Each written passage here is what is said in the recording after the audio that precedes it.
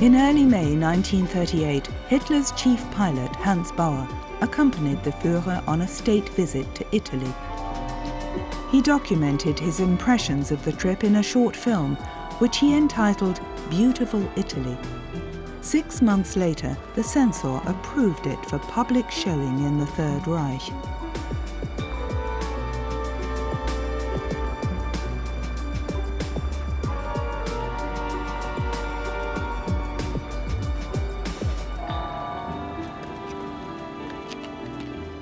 The state visit was to have been documented in color by a professional camera team from the Nazi propaganda machine. But problems with the optical filters made its footage unusable. As a result, Hans Bauer was able to earn money with his amateur film.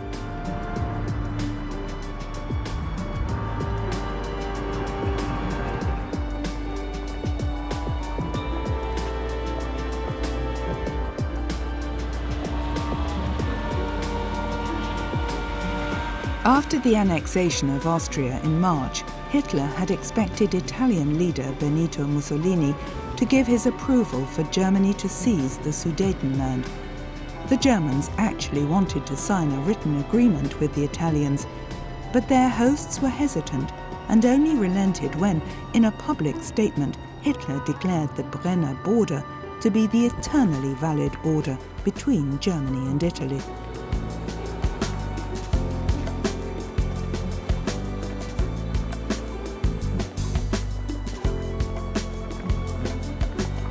The official host was King Vittorio Emanuele III, and the monarch knew how to ease Mussolini into the background.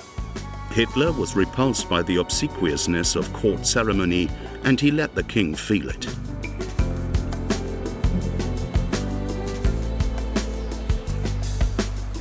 On May 5, 1938, Hitler and his entourage were taken on an excursion to Naples, where they were given an enthusiastic reception. With his small camera, Hans Bauer filmed the sights of this city at the foot of Mount Vesuvius, which had donned itself in truly festive garb for its state visitors from the north.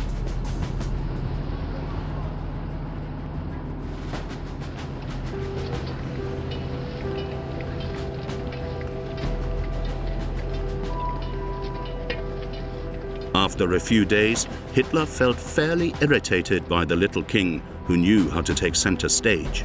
Mussolini had no alternative but to put on a brave face.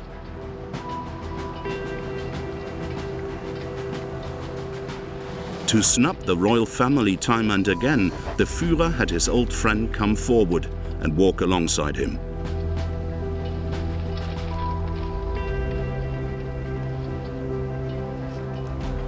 On May 8, 1938, Hitler's hosts organized a maneuver by the Italian Air Force north of Rome.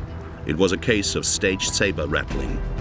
In the Rome-Berlin axis, the Duce had long since been relegated to the role of junior partner. Mussolini actually feared that Hitler might start a military conflict with Czechoslovakia.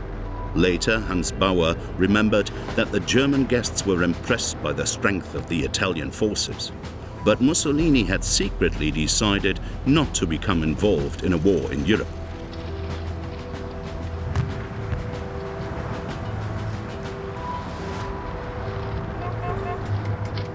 Hitler spent virtually all of August 1938 on the Obersalzberg. On the terrace of the Berghof, he studied plans for the Wehrmacht's invasion of Czechoslovakia. One frequent guest was Albert Speer. The little time the Führer allowed himself was often spent with his architect. Hitler once had visions of becoming an architect himself, and in Speer he had found the ideal executor for his colossal plans. A sharp individual, Speer had been part of the dictator's inner circle for some time.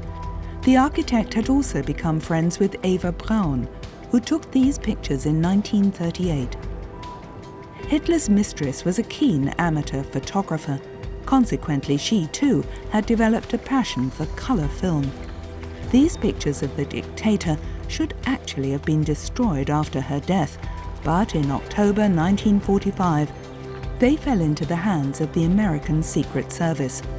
As a result, what are probably the only uncensored pictures of Hitler's private life have been preserved in the National Archives in Washington. In his memoirs, Albert Speer would later claim that the Berghof Society merely engaged in small talk and killed time waiting for the master of the house to arrive.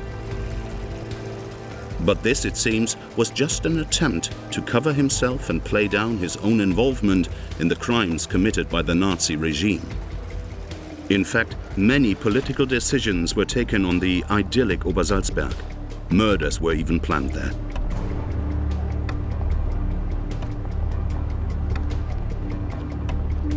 At this time, peace in Europe was hanging by a thread.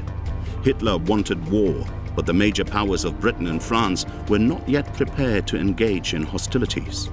So, with Mussolini's help and far-reaching concessions, in Munich they forced the dictator to the negotiating table.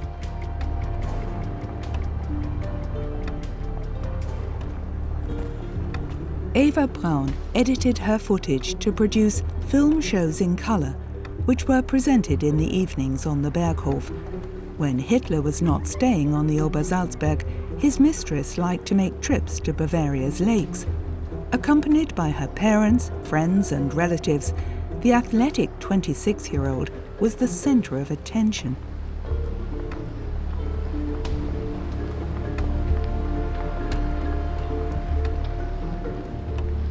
Eva's sister Gretel also liked to film and take photographs. Sophie Stork, a good friend, who was also an artist, drew the film links.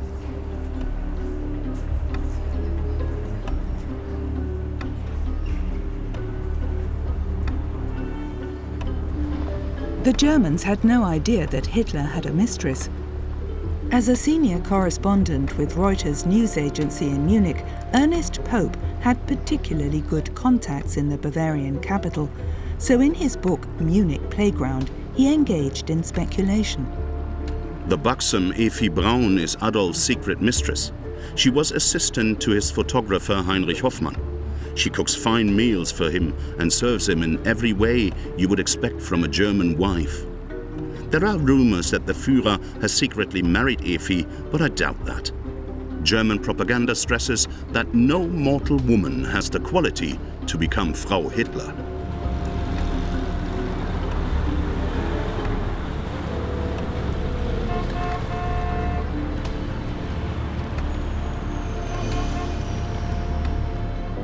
Even though the films made by Eva Braun, chief pilot Hans Bauer, and the folklorist from Halle don't always document the decisive stations of the Third Reich, they do provide eloquent testimony to the nature of the National Socialist dictatorship.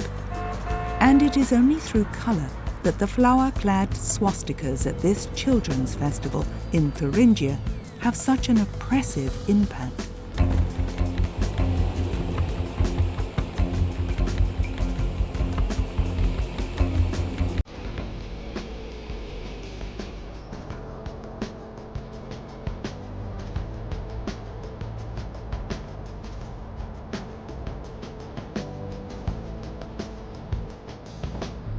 May 1st, 1939.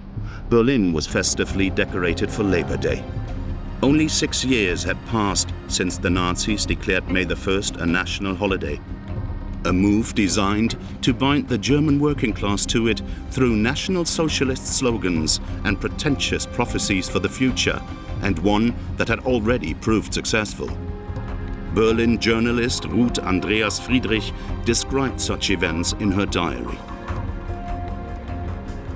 District leaders, factory representatives, block leaders, shop stewards, leaders from the Federation of German Girls and the Hitler Youth Organization, in fact all the state-appointed ideological controllers of the German people, ensure that only acolytes turn up to cheer on official occasions.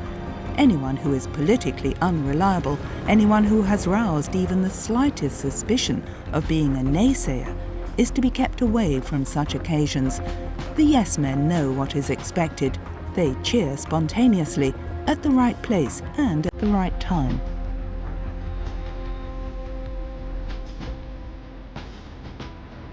March of the Golden Standards is the title of a color film which an unknown cine enthusiast took on this particular day.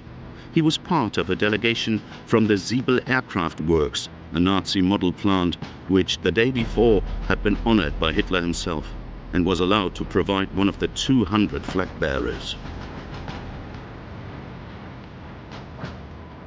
In his speech, the Führer adopted a pacific tone and castigated an alleged international clique of Jewish warmongers. But in actual fact, 4 weeks previously, he had ordered his military leaders to prepare the invasion of neighboring Poland. The rearmament of Nazi Germany was taking place at full speed. Consequently, on this May the 1st, it was mainly arms factories who participated in this parade of the Golden Standards.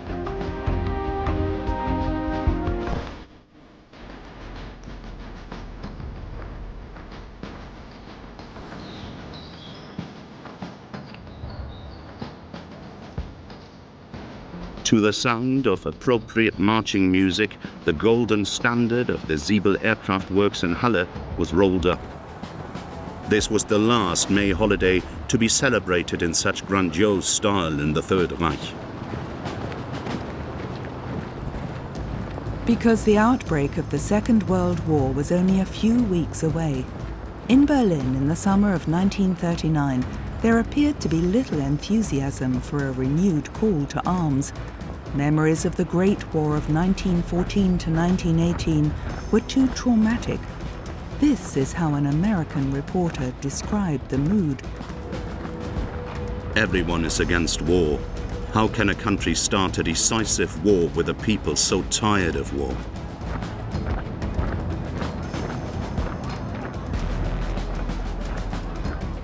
An internal note stated that faith in the Führer will now be put to the test more than ever before.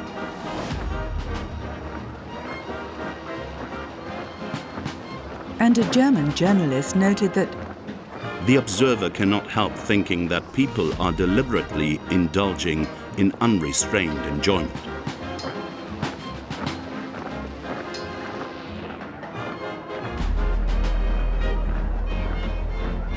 It was a dance on the volcano.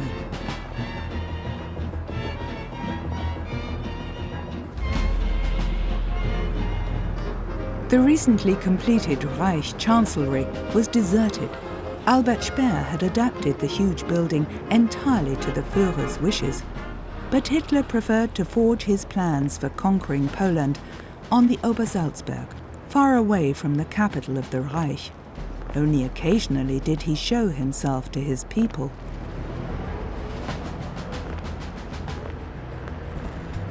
On July 16, 1939, the whole of Munich was dedicated to National Socialist creative activity. Hitler wanted the Day of German Art to be celebrated as a true festival of peace. The members of an amateur film club had been positioned at various points in the city to document all important events. The first item on the program for the morning was the laying of a wreath at the grave of architect Ludwig Trost. Local branches of the Association of German Amateur Filmmakers were commissioned more and more often by party officers to document major events on 16mm color film because there was still no satisfactory process for professional cinema productions. On this particular day, the members of the Munich branch of the association had been provided with passes and armbands which allowed them access to all prime filming locations.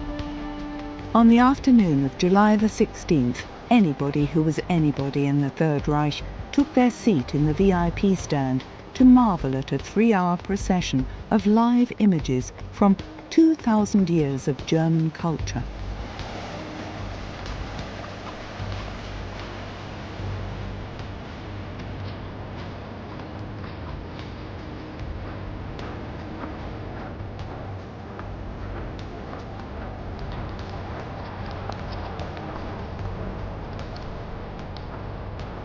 Not only was Germany's future to be National Socialist, so was its past.